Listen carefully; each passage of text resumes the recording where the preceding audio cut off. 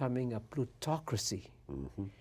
And by contrast, China, in the 30-year period where the average income of the bottom 50% in America has been sliding down, in the same 30-year period, the bottom 50% in China have had their best 30 years in 3,000 years.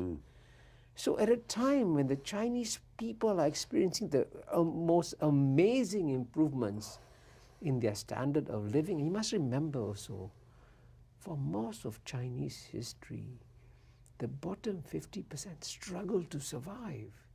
They would die in famines and civil wars, and they had a very rough life.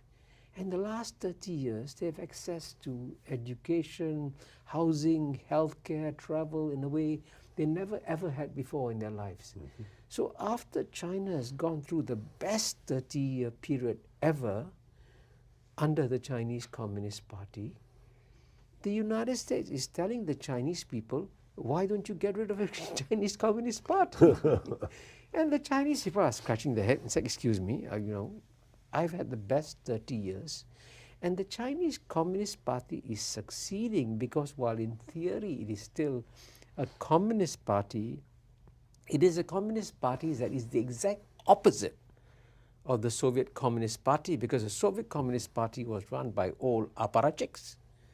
The Chinese Communist Party may possibly be the most meritocratic political party in the world.